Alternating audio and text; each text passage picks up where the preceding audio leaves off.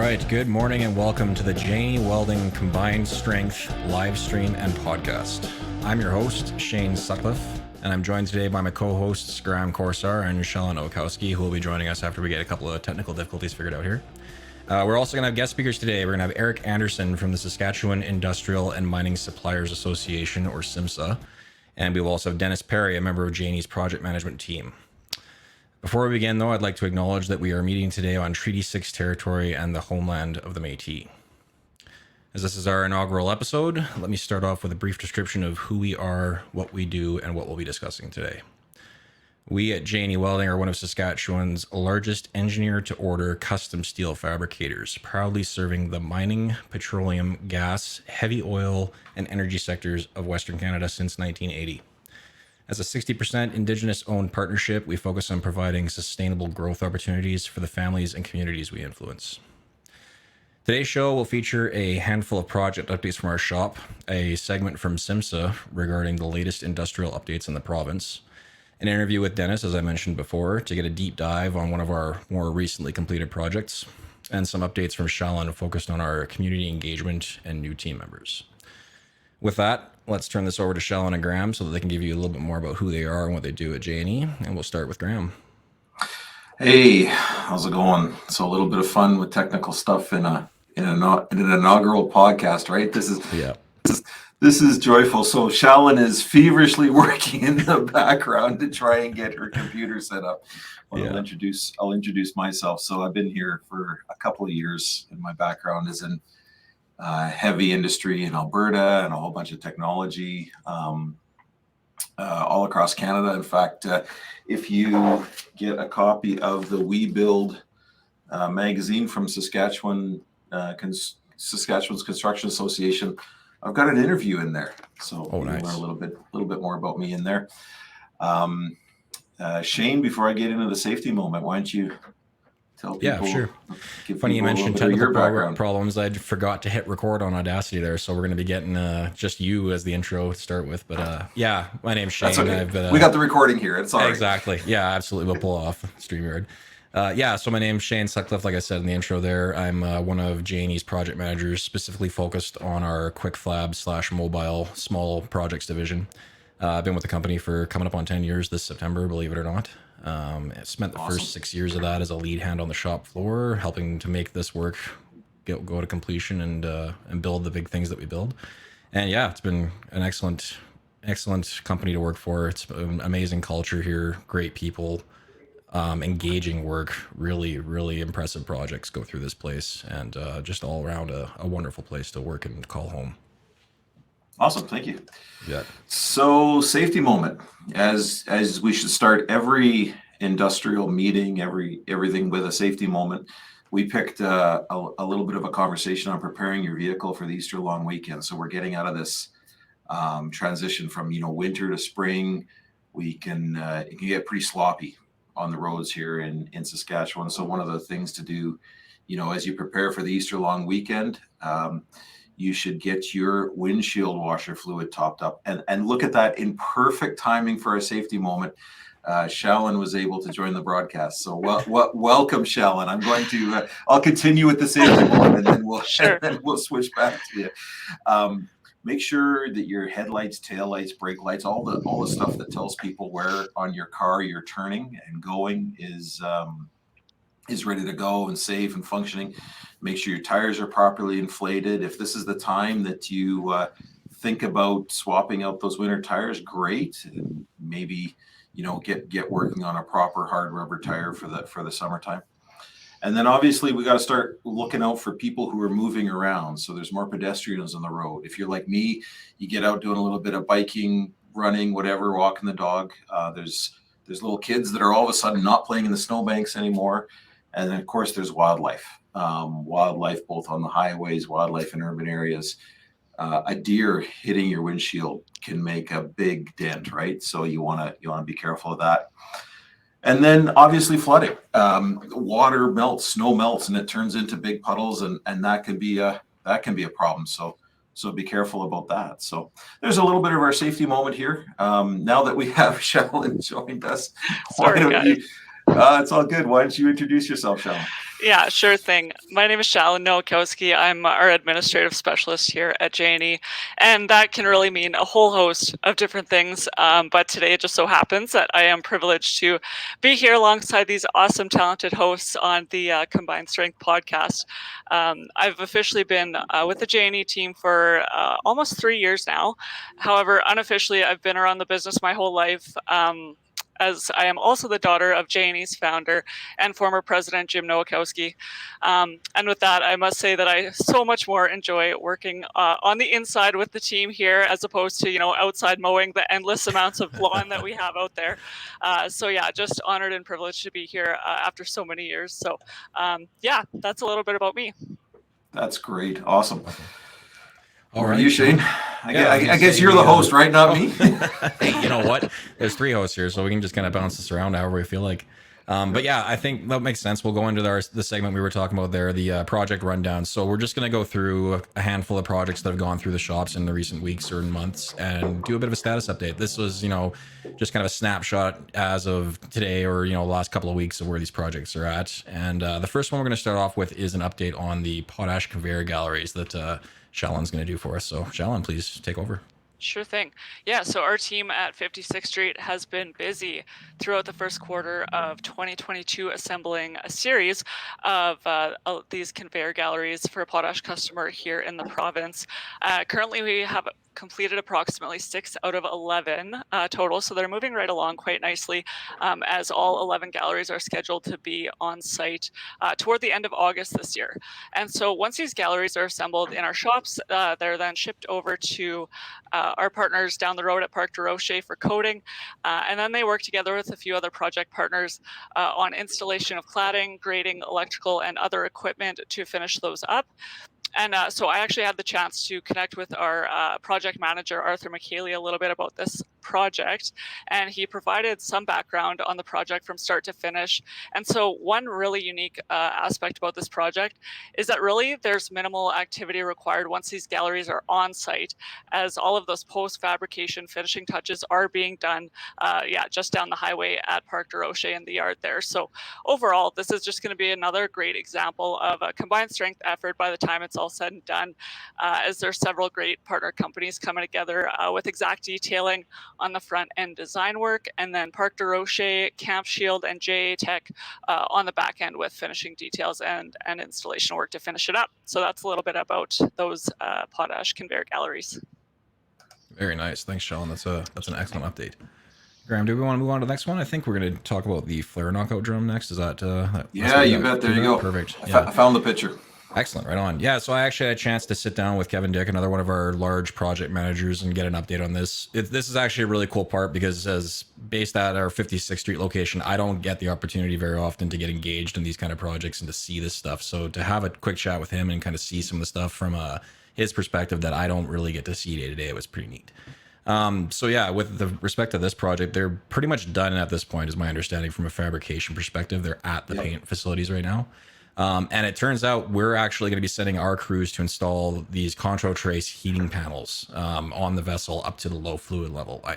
Now, for anybody that's got any kind of understanding in the industrial world as to what heat tracing is, normally that would be a wire of some kind wrapped around a vessel, and it's like a resistive heating element that basically just serves to keep product inside the vessel at a temperature that's, able to make it do what it's supposed to do. These ones are pretty cool because these are actually like panels that get bolted on or affixed to somehow to the vessel, and then they have steam that's run through the actual tubing built into the panels to do the function of the heat tracing. So I thought that was pretty cool because that's not something that we see on a regular basis. Our crews are going to be getting some hand-on training from the supplier CSI in terms of how to install these things. And it sounds like it's a pretty neat process. There's actually a thermal compound that has to go in between these panels and the vessel itself to act as a medium to transmit that heat. So there's obviously some scope and some installation nuances, if you want to call it that are going to be new to us. So it'll be interesting to see how that goes. And I'm confident that our guys obviously know what they're doing and they'll be able to pull that off just the way it's supposed to be done. And then after that's all said and done, all that's really left to do is finish up the installation of all the insulation, and that'll be our wrap. Pardon the pun there, but I figured to throw that out. And yeah, that's basically where that project's at. I'm not sure if we have any other pictures, but I think that's basically what we got there. Just one thing to add on this project. Last week I was in Ontario, and I was able to visit Conrex, where we had the heads for this vessel fabricated, and they showed me their process of heating up the plate and then pressing it into the segmented heads. If you go onto our Facebook and LinkedIn pages, you'll see some more pictures of this project, including that segmental head. It's pretty neat. Awesome. Oh yeah, right. We do have another project. Yeah, so that's the head. You can see there that it's been welded together in pieces, and you kind of get a sense of the craftsmanship to turn steel that started out as perfectly flat into this amazing hemisphere. Nice. All right. Well, I guess with that, we'll move on to the Great Plains Power Station tanks. Graham, you want to take that one? Yeah. So this is a project that's been in the shop now for quite a few months, and then out of the shop in the back of the yard. If you drive past our yard on Thatcher, you'll see these two tanks sitting in the background. All of the paint on the inside is done now. We got a little bit of work to do on some of the downcomers, some internal piping inside the tanks, and then Parc de Rocher will be showing back up to paint the outside of the tanks. And then at some point here in the next few weeks, you'll be able to see these tanks on a truck headed to the site at Moose Jaw. We're in the middle of working with Sask Power and some of the municipalities just to get that route sorted out, make sure we don't damage the highways, all that kind of crazy stuff. Following these tanks is actually going to be a stack. So the exhaust stack for the power station will be traveling along with these tanks as well.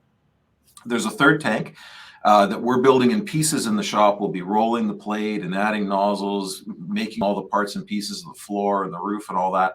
And then those pieces are going to get sent to site and actually assembled and welded out on site by Canadian Tank and Vessel. Canadian Tank and Vessel is going to install these two tanks that you see in the picture, and as well as the third tank. And then we've got our insulators going to show up to site, and then we'll be able to hand these tanks off to Burns and McDonnell towards the end of the summer, in time for in time for other activities on site there. Very cool. All right, and that'll take us into the combined cycle power station stacks. These are actually another project that was being handled by Kevin Dick, the same project manager that I spoke to about the flare knockout drum. And honestly, there wasn't a lot to say about these ones. They're fairly simplistic from a fabrication perspective. They're a big, tall can. Yeah, other than the fact that he likened it to building a pop can, if you want to use that as the analogy. Very thin material for the length and height, I guess, if you want to call it, of these sections. That presented a whole slew of fabrication challenges, was my understanding, even to the point where just our standard vessel rollers that we would use to position these things in the shop, you can actually see them in the photograph there, the kind of blue frame with the yellow guarding on it. Apparently at some point there, these things became heavy enough and cumbersome enough that we couldn't really use those because they didn't spread the weight out over a large enough area. So we had to actually put these things in shipping saddles and use our cranes to continue with rotating to carry on with fabrication, fitment, and welding. So yeah, again, there wasn't a whole lot to say about these things as far as the fabrication goes. They're relatively simplistic. You can kind of see in the photograph there, they've got a couple of stiffener rings. There's a few different courses to these things. One thing that Kevin told me that I found was very interesting is kind of the scale of these things. So they're between 22 to 23 feet in diameter. And the sub-assemblies, we build these things in kind of chunks, if you want to look at it that way. They were between 30 to 35 feet long for the sub-assemblies.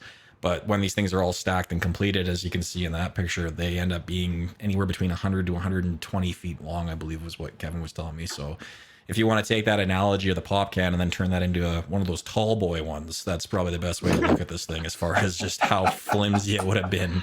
And you try to imagine, I mean, a lot of people maybe don't necessarily have the best, grasp on welding and fabrication when it comes to stuff like this, but it presents its own set of challenges when you're trying to fit something together and hold the tolerances that are required by these things. I don't actually have notes on that, but I believe he was saying that we were, trying to maintain pretty standard dimensional tolerances as far as fabs go. So like plus or minus, 3 to 4 millimeters in some cases. Well, because it's all got to fit to other stuff, right? Yeah, like there's all exactly. the inlet, there's the inlet that comes into the breeching, Yeah. and then the stack is in two pieces that has to fit Absolutely. together.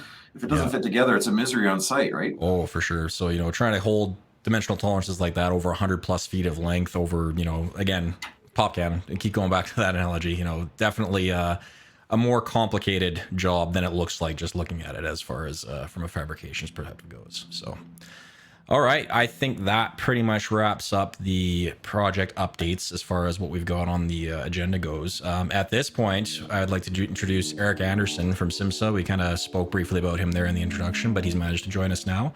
Eric, how are you doing today? I am very good. I'm assuming you can hear and see me well. Yeah, you're coming through perfect. I'm That's clear. great. Okay, good. Yeah, that's great. We got all of our technical difficulties figured out at this point, so now we can just keep rolling. So Eric's going to take us through just a brief segment here, just give us an update on what's new and the latest and greatest, so to speak, in Saskatchewan and the surrounding areas as far as SIMSA's reach in our industries.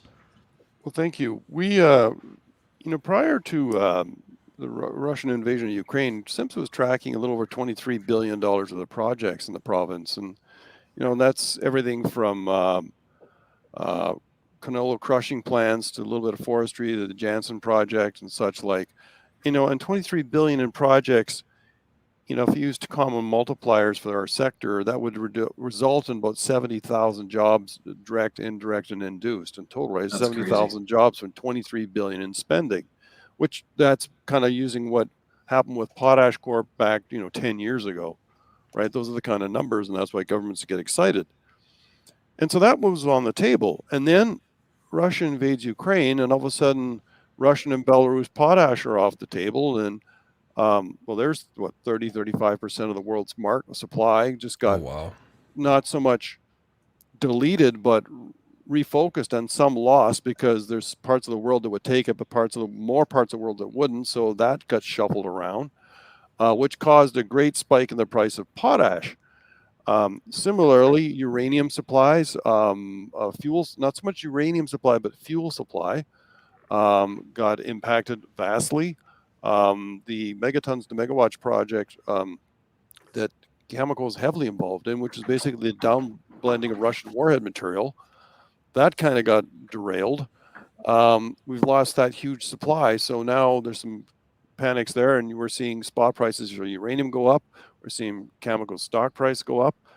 We saw Alrosa get sanctioned, I think one of the world's largest diamond mining companies, and most of their production is out of Russia. Well, all of a sudden that says, the feasibility that Rio Tinto started Armada doing on the project here became a lot better. The feasibility became more feasible because we lost a big chunk of the world supply. Prices go up, supply-demand problems. And the same thing happened on the agriculture sector. So our $23 billion in projects, some of which were maybe tentative, really got firmed up. And some other ones got added to the table. I mean, there was Ken Seitz did an interview with Bank of America there a couple of weeks ago that we shared with SIMSA members, where they were talking about a line going from 14 million tons of production a year to 18, and then from 18 to 23, and what the steps would be for that. And they're starting to make announcements. They have to be careful to not get ahead of the market, right? Because anything they announce, they kind of have to stick with it and keep abreast of things and not impact markets and pricing and such. So anyway, things are looking real good for us.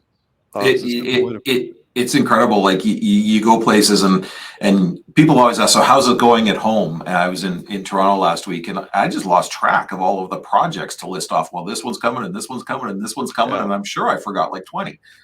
Yeah, and even some of you look at the feasibility of the junior potash companies. I was talking with Steve Halabura and people over at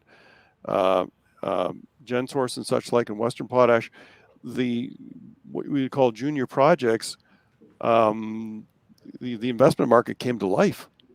People are waking up going, well, maybe we should try some of these smaller projects, because making a big mine takes a decade to get that sorted out.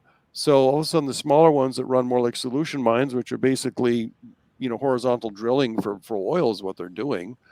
Those projects become feasible because you can put them together quickly. And they're small investments, they're not the $7 and $10 billion number. They're less than $1 billion, and it's still a large number. Don't get me wrong, but it's a heck of a lot less, and it's feasible to knock it out quick. A lot of these small guys are moving along, so our province is sitting on quite a economic boom that from what our event we did with RBC a couple of weeks ago, their assistant chief economist who, by the way, turns out was born in Saskatchewan. The neat thing is he was saying they don't see these sanctions lifting until there's a regime change in Russia. Basically, Putin's not running the show anymore, and then there's proof of stability after that. So that could be a while. That could be a long while. Yeah. So, yeah, things are good. I hope you know how to hire people. Well, so that's funny. Yeah, funny you should say that. So you guys just did a survey on hiring needs. I mean, if you could magically make 20 welders and fitters appear tomorrow, we'll hire them like that. Like, what's going on with SIMSA members in terms of resource needs and hiring? Well, the study, it's on our website under news. Remember that survey was done prior to the Russian invasion of Ukraine. Mm-hmm. That was the other thing. Multiply it by 10. Well, what we had was, like, these were the jobs we know, right? And then there was the jobs that were likely and the ones that may happen. And then there was degrees of confidence assigned to those. We kind of multiplied it down by the degree of confidence to show that there's kind of a trailing off number, right? Like, well, we know this, and we might, maybe less likely, But as that progressed, as things happened in Ukraine, all of a sudden things compressed. Stuff that was maybe became, we got to do this. Yeah. And things that were unlikely became, you know what, we might actually do this now. And so the degree of confidence increased. And so the labor market need even got bigger. And, we're still, these projects don't turn on a dime, but I would suggest that things are picking up. So if companies are looking at ordering things, especially the major producers, they better get on top of it sooner than later so they don't run out of supply. I know we've had, SIMSA gets requests from major mining companies every now and then asking, what does the supply demand situation look like? What are the hiring needs? What are the projects on the table so they can plan themselves? Because the last thing they want to do is announce a project but figure out they did it too late. Right. And then there's no suppliers available to do the work. Mm-hmm. So they got to kind of play a bit. There's a bit of a game to play here of like, make your decision quick, but not too quick. But then you don't want to miss the ability for your suppliers to actually fulfill it in a timely manner. So they have to do some internal thinking and head scratching and come up with a number. Well, and some of these jobs are not jobs that we're just going to, we're not just going to dump 5,000 people into the workforce to be electricians or boiler makers or iron workers. Like, a lot of these jobs they're apprenticeships, there's training, there's, it's a 2 or 3 year on-ramp to have them productive in the workforce, right? Yeah, and we're working with SAS Poly and U of S, U of R, if they're getting over towards more the engineering side, and other groups to help fulfill those needs. We're working with the government of Saskatchewan on immigration needs. Mm-hmm. One of the upsides out of the invasion of Ukraine was they have a lot of skilled workers there that could potentially become immigrants. Now, unfortunately, the men aren't coming, but the women, a lot of them are high-skilled people. They will come, and depending on how things evolve, my crystal ball is not that good. Who knows how this is going to evolve, but eventually men will follow. But there are people there that can fulfill some great tradespeople and great engineering people. We're also looking at building small modular reactors here. We don't have any skills trades in that here. Well, Ukraine's got a great nuclear power sector. There's a whole pile of people there we could bring in to backfill all the needs we have. So we have a moral duty to bring in Ukrainian people from Ukraine. The linkages to the Ukrainian community are enormous. Your namesake, Jim Nowakowski, his brother is the bishop of the UK for the Ukrainian Catholic Church. If that isn't linked, I don't know what is. So between, just the Nowakowski lineage in itself, let alone the rest of the province, I think we have a moral obligation to bring people here. We need them. We desperately need them. And that's something SIMSA has conveyed to the government of Saskatchewan and the government of Canada. Wow. Absolutely. So what's the headline here, Eric? It's we're going crazy and we need people. We're going crazy and we need manufacturers. We're going crazy. Like, what's the headline for this month in Saskatchewan, do you think? We're going crazy and we need people. I think the facilities are here. It's just a matter of staffing. That's kind of your internal look. You have to look inside to see, what do you need? Do you need a bigger facility, or just more people within the existing facilities? Are there enough companies around? Yeah, there's a lot of companies around with a lot of skills. I think it's just a matter of adding the tradesperson and maybe a couple of insulated coveralls to get things going quick. Yeah, no kidding. It's gonna be a good day. It's gonna be a good year to be building coveralls, I think. I guess, or Norseman structures, I should say. Yeah, right. Structures. Norseman structures. using the beautiful Almeida piles. Yeah, that's right. Well, that's great, Eric. Right there, Thank you very much for doing this, and more than happy your to. week, man. I'm going to enjoy it. I got a meeting with a bunch of people this week and some government folks, and the SMR file is the thing that's really, hate to say it's exploding, because that has a negative connotation. The SMR file is taking wing. It's doing well. Excellent. It's quickly evolving. There's a lot of the good, exciting things there for Saskatchewan suppliers down the road. That's awesome. Great. Thanks very much for your time. Oh, Eric. you're very Appreciate welcome. It. Yeah, it's great having you. Have a great day, folks. Happy Monday. Have a great week. Happy Monday. Thanks so much. See ya. Excellent. Well, that was a great update. Lots going on in the province, obviously. Lots to talk about there. And now with that, we're going to bring in Dennis Perry, one of Janie's project managers, and we're going to be doing a little bit of a deep dive, so to speak, on a project that just recently completed. There's a couple of scopes here. There was a brand new feedwell and a refurb, and we're going to be discussing a little bit about both here. Dennis, welcome to the show. Can you give us a little bit of a background on yourself and who you are and what you do at Janie? Well, hello. Well, as you said, my name is Dennis Perry. I've been a project manager at Janie for 13, going into my 14th year. Again, touched on it. Fantastic opportunities here. Lots of unique projects. It's exciting times. Absolutely. And actually, Shallon will take it. I don't mean to interrupt. I just no, go for it. Excited to ask Dennis some questions here, get into it. And so I guess we're going to be talking about a couple of different Feedwell projects that you kind of took the head on here, Dennis. And so why don't you tell us a little bit about the lead up to this project? I believe we quoted it quite a long time ago. Is that correct? That's correct. I believe the quotations took place in June of 21. With some further clarifications in July of 21.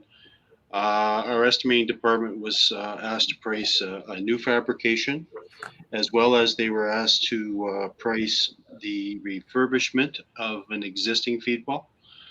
At the time, we were a little uncertain what the customer's direction would be, whether they were planning on needing a new one or having one refurbished. But as it turns out, they ended up ordering one of each. So a new feedwell and a refurbished one, which was a pleasant surprise. So we should probably talk about what a feedwell is. so you're looking at a picture of a feedwell there sitting on both a view from the top and then a view inside. So it's a giant can. And what happens in the oil sands? So they mine the bitumen and they send the bitumen through a breaker. They mix it with hot water. They kind of make this hot bitumen slop. So it's full of sand, it's full of oil, it's full of water, and it needs to be fed into the process.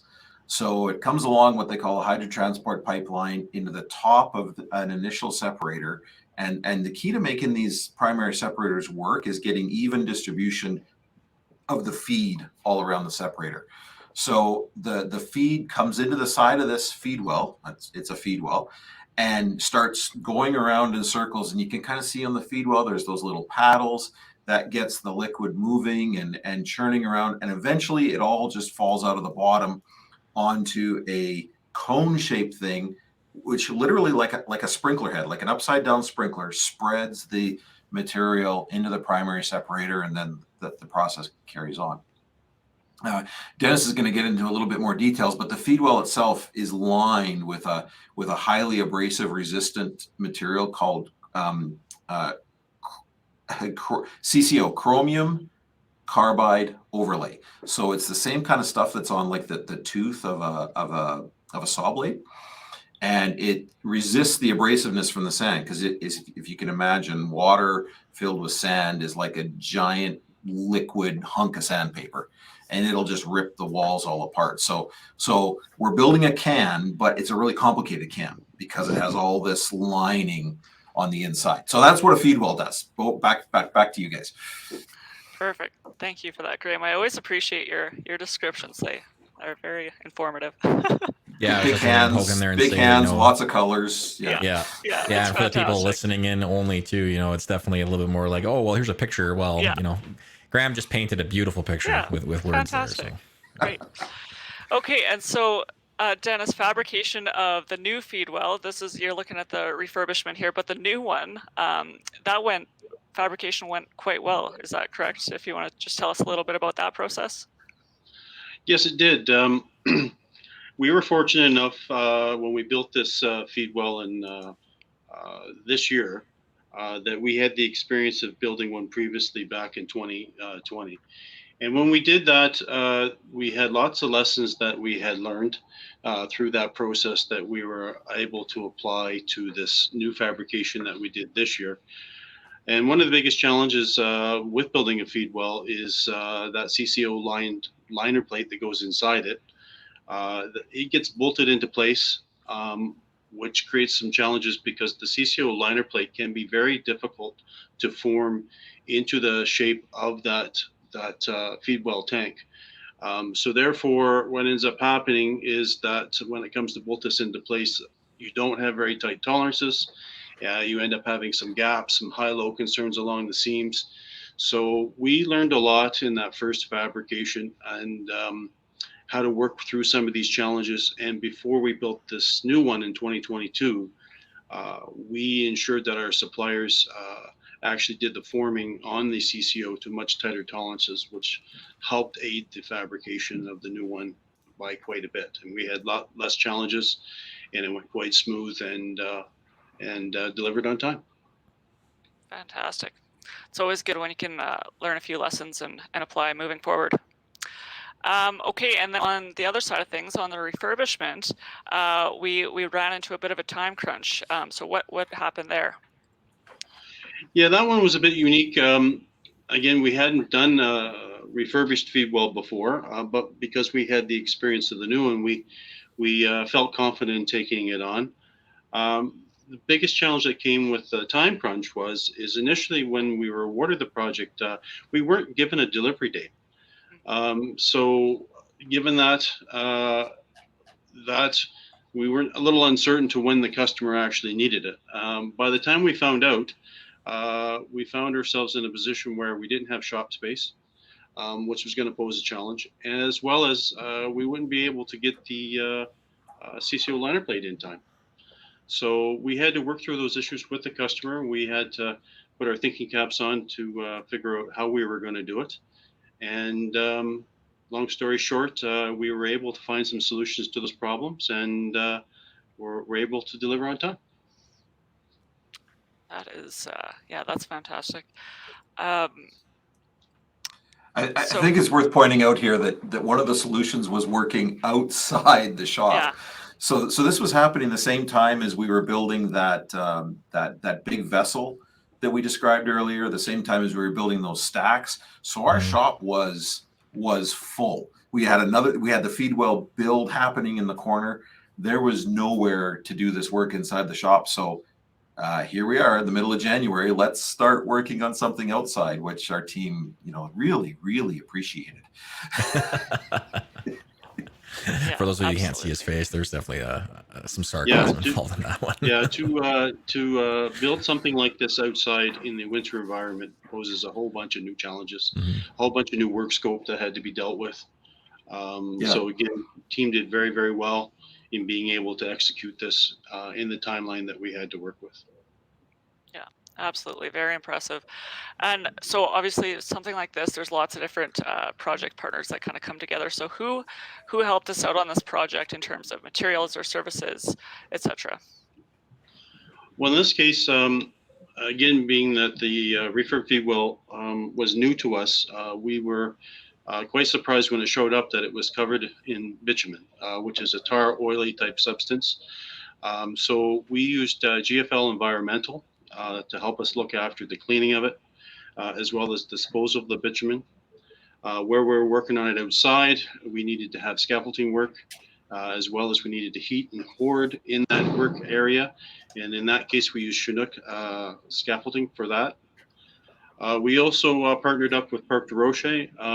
They helped us with cleaning the inside. Once we removed those CCO liner plates, we found that there was lots of bitumen residue sitting underneath those plates that had to be removed. So they helped us with removal of that bitumen from the inside of the feed well.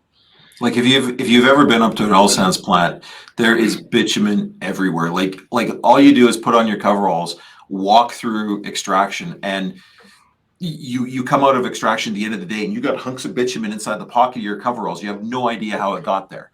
So this thing that has bitumen flowing through it every day, every nook and crevice was full of goop. Yeah. And that all had to be removed before we could do any potential repairs or visuals on the status of the feed well shell itself. So that was great to be able to remove that from the inside. And then, of course, based on the technical requirements of the project, we also required UT inspection, level 3 visual inspection. So in those cases, we employed Buffalo for the UT and Pro NDE for the visual inspection services. Yeah, that's a lot of fantastic teams coming together to create yet again another combined strength success project for sure, right? Absolutely. Great. And it really illustrates the complexity of the work we do here at J&E. Like sometimes you come out of a student comes out of high school and they think about welding. They might go to a structural shop, for example, where they're just welding little clips onto beams all day, every day. Jobs at J&E are so diverse. You know, 1 month you're fighting with CCO plate in the cold to get it attached to a feed well, and the next month you're welding on a pulverizer bowl for a project down in southern Saskatchewan. The next month you're building a smokestack for a power plant. It really is a neat place to work. There's so many different experiences you can get here. And there's not many times when you're actually outside in -40. Yes, that's true. This is rare. Let's make this look more. Yeah, I was actually just going to say to that too. You know, Dennis had mentioned that it adds complication and it adds complexity. It adds an element of danger too in a lot of cases. There's definitely hazards present when it comes to doing work in these scenarios. And one thing I was going to put in here is like a little bit of a shameless plug. We had our mobile division guys in helping on this project as well. And yeah, that was your guys. That's right. Yeah, drawing on that skill set and that level of experience, we've got guys in our mobile department that have been with J&E. Oh God, some cases almost as long as the company's been around. And yeah, Dennis really said it well. When you take something like this, this was a complicated enough project if this had been done in the shop. You take that outside, you add the -40, you add the overhead cranes, you add all those factors and elements, and you got a real potential for, what can be a fairly dangerous situation. So I think it speaks volumes to the skill set that we have, the people that we've got, and just the, the willingness to take on a challenge like that and to be successful at the end of the day. It's not something I feel that just anybody can do, to be honest. It's something that, it really sets us apart, I think, as far as a custom fabricator and a company, I should say, able to take on diverse situations like this and make it work, right? Yeah, absolutely, Shane. And just going back to Dennis here, and so with regard to these projects, what was the best part of these projects for you? I guess the best way to summarize that would be to say that especially with the refurb feed well, there was lots of challenges that we had to work through. And the fact that our J&E team was able to find solutions to all of them and work with the customer to keep the project on time. We actually come in under budget, and again, all done in this harsh winter conditions. And during this whole process, like Shane touched on, we were prioritizing safety the whole time. So to ensure that our production crew had ensure their safety, especially with all the overhead crane and the low temperatures and everything along those lines. So very proud of our team to be able to work through all those problems, find solutions, and again, at the end of the day, deliver on time and under budget. Yeah, Absolutely. great project. And you know what? It felt really good to see them going down the road. One of those, Yeah, we took it was great to know you. See you later type things. took a lot of photos on the way out the gate. See ya. Absolutely. Yeah, exactly. Well, that's Awesome. awesome. Well, thanks, Dennis. Yes, thank you, Dennis. Appreciate your time. That was a great update and a great bit of insight from somebody right in the trenches, so to speak. Thank you very Excellent. much. Thank you. Thank you. Awesome. Happy Monday and have a great week. You betcha. Yeah, see you guys. Awesome. All right. Well, this time we're going to head back to Shallon for a couple more little segments here. We're going to do some community updates, and we're going to go through and do a bit of a meet the team breakdown. So, Shallon, I'll just hand it over to you. Yeah, sure. Sounds great. So absolutely, with the new year comes a lot of new ideas for community engagement. Of course, we're hoping to do so much more than we have been able to over the past 2 years. We don't need to talk about why that is, but you all know why that is. We haven't said it yet. Let's not start. No, we're not. Exactly. Yeah. And so I guess first things first, just after 5 years of publishing an annual Indigenous engagement plan, we've decided to expand and mature our approach a little bit. So for 2022, we have developed a long-term community engagement strategy with our community, including our Indigenous partner communities who invest in J&E Welding, and the families and communities of our personnel as well, and the places where we all live and work. And so how J&E is engaging with all of those. And so and maybe I'll just add, like, that really comes from a realization that our communities are communities wherever they're from, whether it's a northern community that has its roots in centuries of Indigenous people living here, or it's a community in Saskatoon, or like we were talking with Eric before, a community full of people who are going to be brand new to the province. We have an obligation to all of our communities, and it just happens that the majority of them are Indigenous people here. Yeah, absolutely.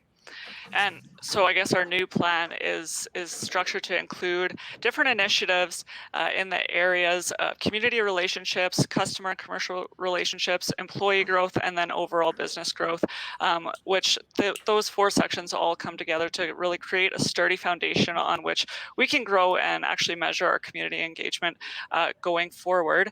And so as the year unfolds, you'll definitely see different initiatives such as social outreach initiatives and activities rolling out through our new plan as well. And as the year progresses, we certainly look forward to getting back out into the communities, whether that be the northern communities or out in Saskatoon, and we certainly look forward to seeing all of our friends again in person and face to face and having those conversations. And that's something that we're excited about this year for sure.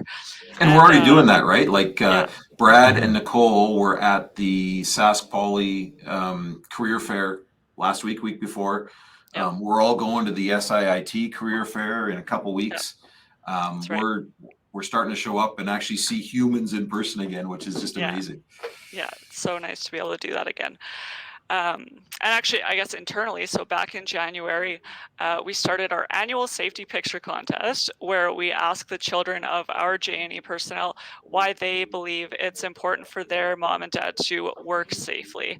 And so, oh my goodness, we have just received so many good entries. I'm really excited to share those, and so we'll be sharing those out on our social feeds as well. So keep an eye out. But we're just fortunate to have our families share that with us. So are we doing a calendar again? No, we're just doing. We're just going to show them off. Yeah, That's awesome. We're reaching for a broader scope, a broader audience for our artists this year. So social media is the best way to get those out in front of people. So yes, keep an eye out for those on our social channels as well. Yeah, and I can imagine it was probably pretty tough to narrow that down to the 12 winners, so to speak, in the last couple of years. At least this way now we can see them all, and everybody can see everything that got submitted. Yeah, that's right. They're pretty fantastic. We have some talented artists on our hands here. So yeah. And that that should kind of wrap things up for community updates. I can just jump right into new employees. Where do we go next? Yeah, let's meet the team, right? Yeah, let's get into this one. Okay. This is an exciting segment, I think. Yeah, it is. It is very exciting, and as we talked about before, there's lots of opportunity for hiring and coming on team right now. And so, one of my favorite things to do, and this might sound crazy, but one of my favorite things to do is actually to conduct new hire orientations. And that might sound like hours of death by PowerPoint, and we try to avoid that. We really do, and make it fun and engaging. But the reason that I love doing it, though, is just it's a great way to get to know every single individual that's coming onto the J&E team, and yeah, have a chance to get to know who they are and welcome them to J&E as well. And so back in January, we welcomed 3 new employees, and one as well as one temporary work placement student from Sask Polytech in Regina as well. And so I had a chance to check in with those guys and connect with them a little bit and just see how their first couple of weeks have been going. And so one of our first hires in 2022 was Hunter. Oh yeah, there we go. You got the pictures up there. Perfect. Is that Hunter? Yeah, perfect. That is. Yeah, perfect. So Hunter joined us as a laborer in early January, and he's said that he has definitely enjoyed his first couple of weeks here so far, just getting familiar with the shops and his coworkers, and in particular, gaining more experience with power tools. He said he was really enjoying that.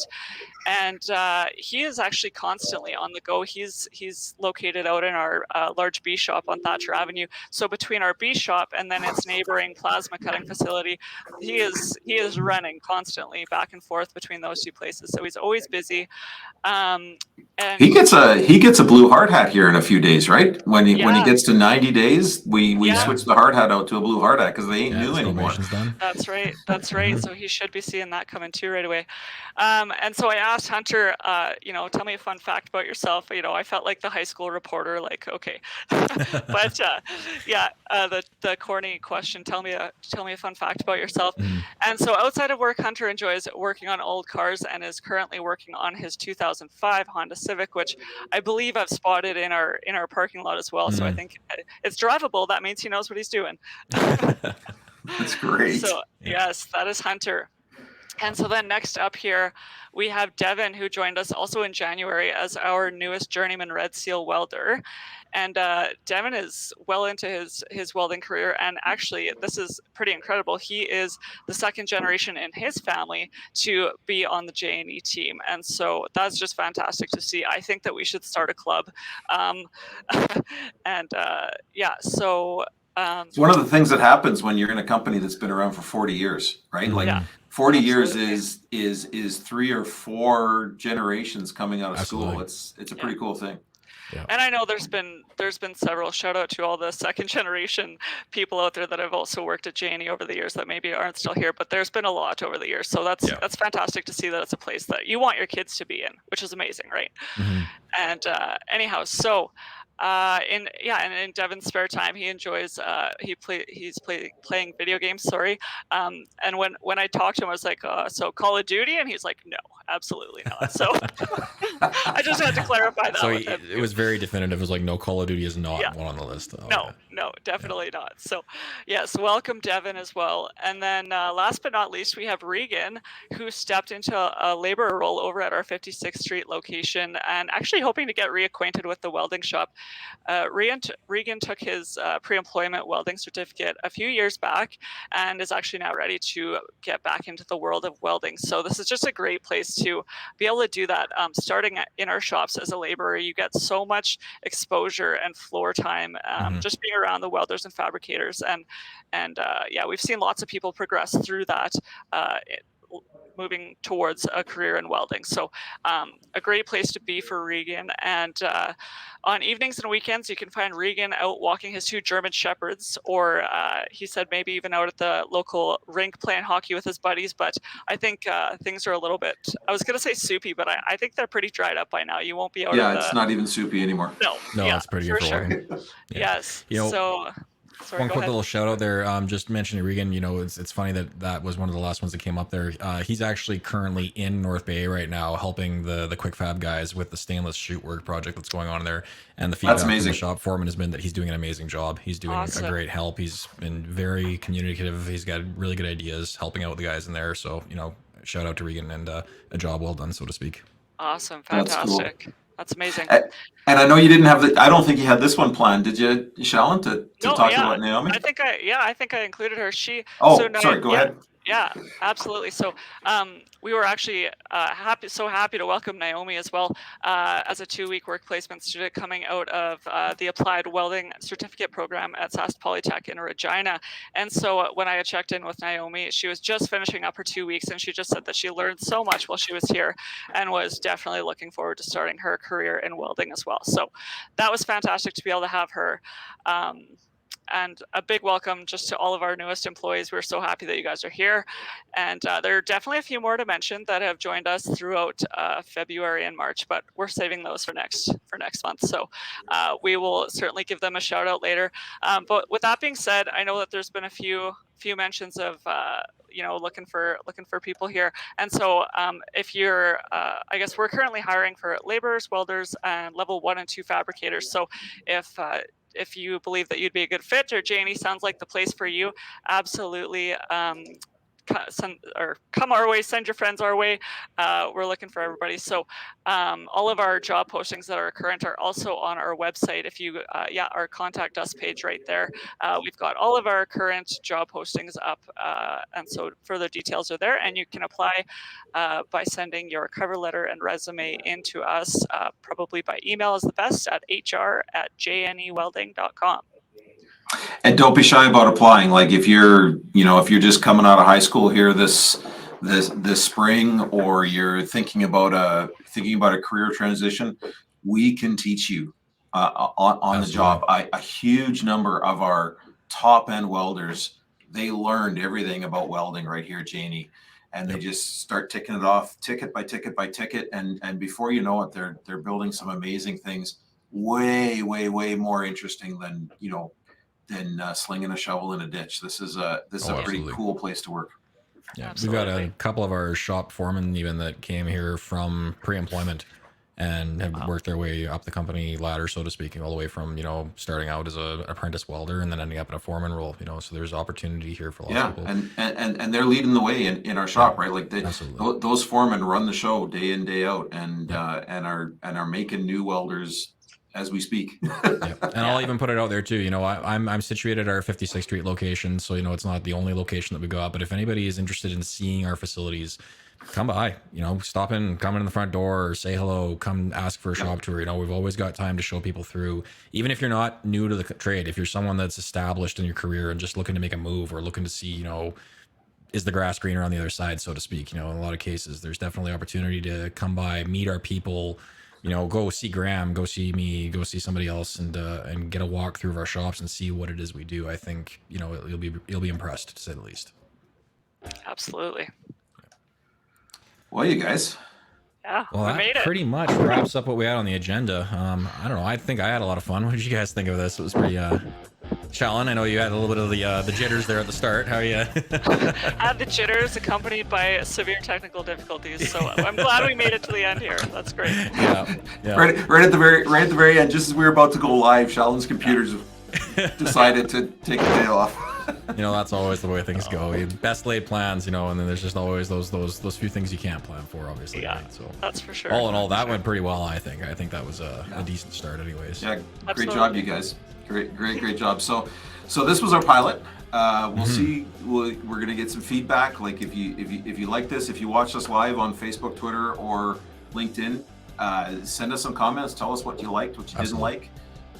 In a couple days here, Shane's gonna take all this rough audio and pack it into a pod, and we're gonna publish that, make it available for you to listen to, and then hopefully, if all goes well, we're gonna do this again and tell you a little bit more about what's going on at Janie. Yeah, please give us feedback, because I want to do this again. This was fun. I'd love to make this a good. monthly thing. This would be great.